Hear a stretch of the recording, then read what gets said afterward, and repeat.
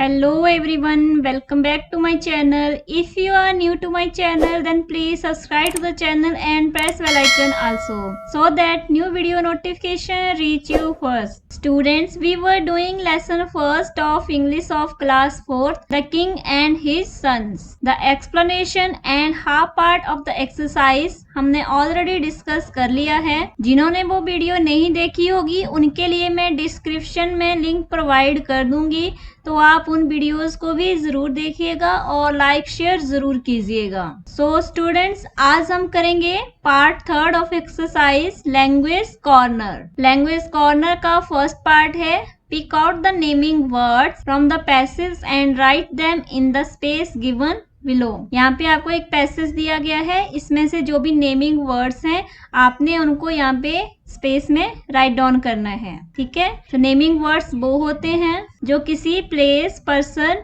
Thing या फिर किसी एनिमल का नेम होते हैं। जैसे कि यहाँ पे लॉयन है, शेरा, किंग, जंगल, केव मीन्स गुफा, माउस, मिकी, फिर शेरा है। ये आपने एक बार ही लिखना है। तो मैंने यहाँ पे लिखा है लॉयन, शेरा, किंग, जंगल, के, माउस, मिकी और लाइफ। यहाँ से लाइफ। फिर आगे है days, hunters, net, rope, teeth and friends. ये आपके सारे नेमिंग वर्ड्स हैं, आपने इनको यहाँ पे राइट डाउन कर लेना है। नेमिंग वर्ड्स को ही नाउन्स कहते हैं।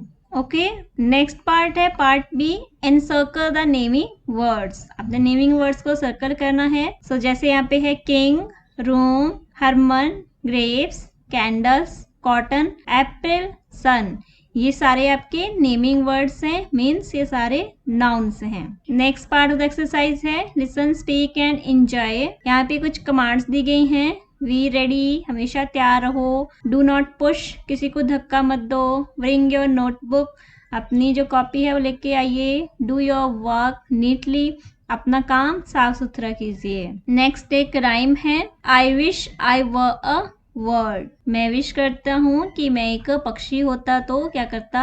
I wish I were a word, I would fly so high and touch the sky. I wish I were a word, I would Singh all day and make my own way. Means कि अगर मैं पक्षी होता तो मैं आसमान में बहुत ऊंचा उड़ता कि मैं आसमान को टच कर लेता। ठीक है, I wish I were a word, अगर मैं एक पक्षी होता तो I would Singh all day, मैं सारा दिन गाता रहता and make my own way, और अपना रास्ता खुद बनाता।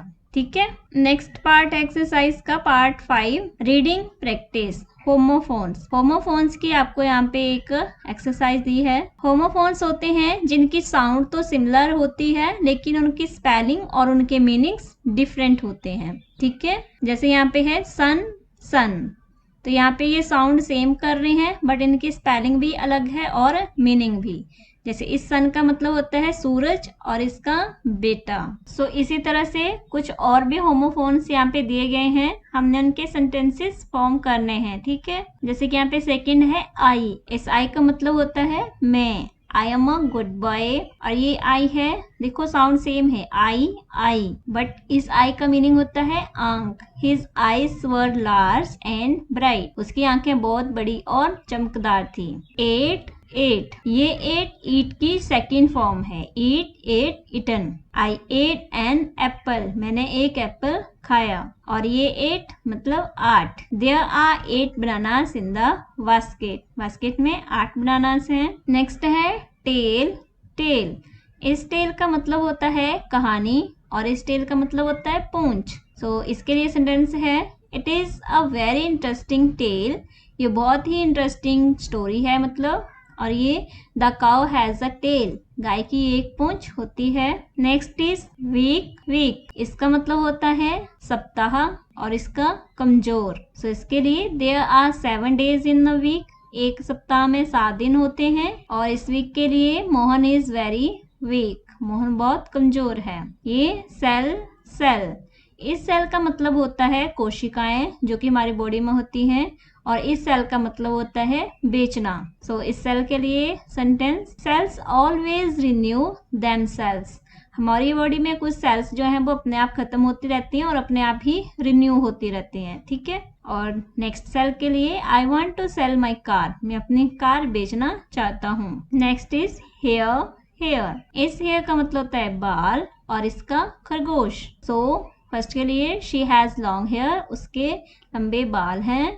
The here is a wild animal, जो हेयर है, जो खरगोश है, वो एक वाइल्ड एनिमल है। नेक्स्ट इज डियर, डियर, इस डियर का मतलब होता है प्यारा और इसका हिरन। तो फर्स्ट के लिए she is my dear friend, वो मेरी बहुत ही प्यारी फ्रेंड है। और ये the deer jump over a log, जो हिरन है वो लकड़ी के गट्ठे से ऊपर से उछल के चला गया। तो इस तरह से आपकी एक्सरसाइज का पार्ट कंप्लीट होता है। नेक्स्ट है write down what is being done, यहाँ पे कुछ पिक्चर्स दी गई हैं, आपने लिखना है कि इसमें क्या हो रहा है। ठीक है, तो यहाँ पे गर्ल जो है वो सुबह सुबह जाग रही है, सो वेकिंग, और ये अपने टीथ को ब्रश कर रहा है, सो ब्रशिंग द टीथ। ये नहा रहा है, सो वॉथिंग। स्कूल जा रहे हैं, गोइंग टू स्कूल। पढ़ रहे हैं, स्टडी कर रहे हैं, सो स्टडिंग। हैंड वॉश हो रहा है तो वॉशिंग हैंड्स। यहाँ पे खाना खा रहे हैं, सो ईटिंग मील, मील होता है खाना।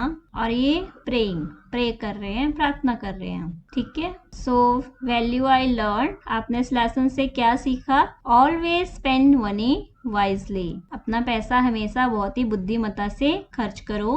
ठीक है, और स्टूडेंट्स इस तरह से आपके इस लेसन की जो एक्सरसाइज है वो सारी कंप्लीट होती है। नेक्स्ट हम नेक्स्ट लेसन करेंगे जो कि है the farmer and the bullock cart, ये हम नेक्स्ट वीडियो में डिस्कस करेंगे। Till then revise this video and keep watching my channel, and if you are new to my channel, then please don't forget to subscribe my channel. I will be back with new video. Till then, keep tuning to my channel. Thank you for watching this video.